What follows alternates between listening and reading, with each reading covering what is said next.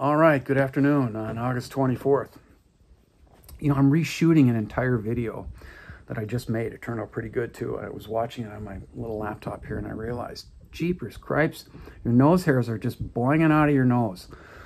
So you can probably see a few, but I tried to deal with it and, just trying to prove that I can still make a whole bunch of young people in a single moment go, ew, ew. Too late. This video I'm making exclusively for my PSEO students at my main day job at Central Lakes College and at Riverland College down in Austin, Minnesota, where the sky is big. I love PSEO students. I want to make that clear from the beginning here, but I also want to offer a warning that I offer semester after semester after semester. I'm seldom paid attention to on this, but I'm going to take another shot at it. Now, PSEO means that you are concurrently enrolled, right? You are earning high school credit and college credit at the same time. That doesn't happen in every state in the United States of America, but it's a Minnesota thing, and it's been like this for a while. And I am perfectly happy as a Monday, Wednesday, Friday, mostly morning teacher to year after year serve PSEO students. I was a high school English teacher for 19 years, and it makes perfect sense that I would continue to be happy having high school students in my life, along with regular college students and single moms and everybody who's in the Min-State system. I learned long ago that this is a big deal in Min-State, what we used to call MinSCU. I'm also in deep with college and the schools, which is a little less controversial. In college and the schools, high schools offer our gear with our course objectives, and I get to visit high schools, at least in an ordinary year. This year I'm team teaching an English class at Long Prairie Grego High School with Eric Torgerson.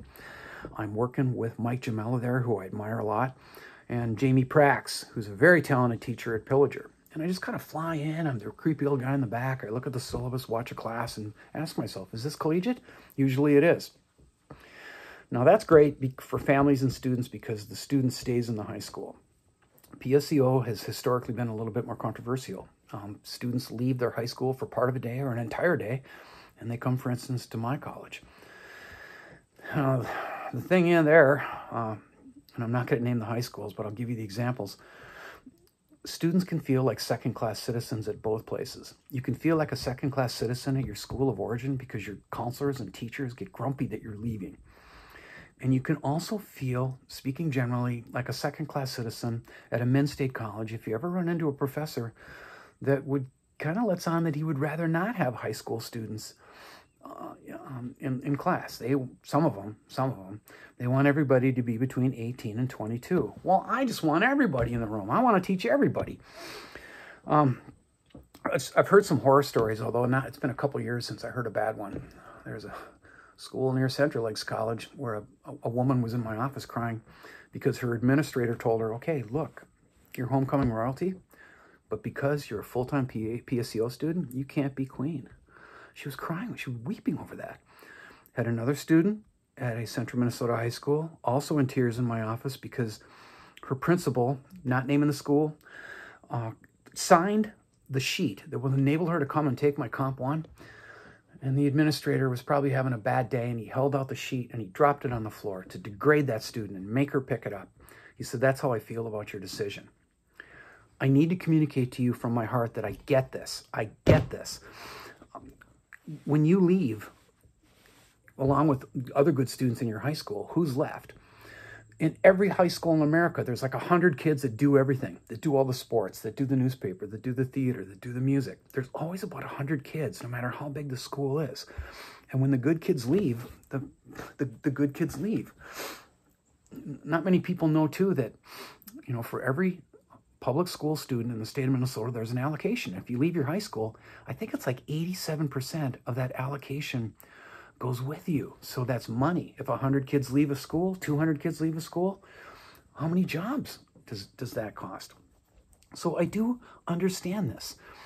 For 19 years at St. John's Prep through the woods here, down in Stearns County, I taught a class that was concurrently enrolled. It was AP English. Students took that class and they were simultaneously enrolled for a mysterious little course called Writing About Literature. But I didn't lose a kid. Everybody won. They got high school credit and college credit like you at that point from St. John's University.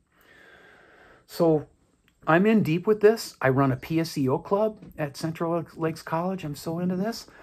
Every year, a normal year, we go on a college trip in the fall. And for years now, I've gotten my PSEO club to see Shakespeare. And that happened, like I told you in my first vid, this spring again, just before the pandemic sort of wrecked everything temporarily, hopefully. So I've covered the love part, at least the special love that I have for PSEO students. Here's the warning. Year after year after year, I've seen students not be fully listening to me when I say this. It's dead simple. Don't work too much at a job. Please do not. You mustn't do this. You must not. I cannot tell you how many times I've seen that 16-year-old junior PSEO student doesn't realize how much they're really going to have their hands full when they take on credits at Central Lakes College. And they get kind of a thought. And the thought is, wow, I've got a Monday, Wednesday, Friday schedule, and I'm done at 1. And I don't have to go to my high school. Look at all this time I have. I think I'll get a job. And then they do. Or they get 2 jobs or 3 jobs. And it is absolutely heartbreaking. I know everybody's got to eat and live, but most of you guys are living at home. Don't do it. Like a standard example is Fleet Farm. And I'm mad at the managers at Fleet Farm, even though it's one of my favorite stores when I can go to stores. Fleet Farm will take that 16-year-old junior and say, hey, we need really good help like you. How would you like a 39-hour-a-week schedule? And the kid goes, yeah, 39 hours a week. That sounds fantastic. Think of all the money. And plus, that's not a full-time job. It's a part-time job. That's a false narrative. If you want to, let's put it this way this year. If you want to screw this up, if you want to not get and build a college transcript, go to Fleet Farm, go to Olive Garden, go to Culver's, go get 2 or 3 jobs, and on top of that, do it to buy a crap car. Let's just really wreck it. Buy a crap car, and then work a whole bunch of hours, and then flunk out of all of your classes. How does that sound? It sounds like a bad idea. Don't do it. And because Zoom makes everything far away in Austin, I don't even know what the work situation is like down there. Because I'm so far away, I feel like I'm going to have less of an opportunity, or it's going to be harder to go to a kid and say, you know what, there's a cloud over you. You're not handing in work. Might you be working a job? And every time the kid looks up and says, yeah.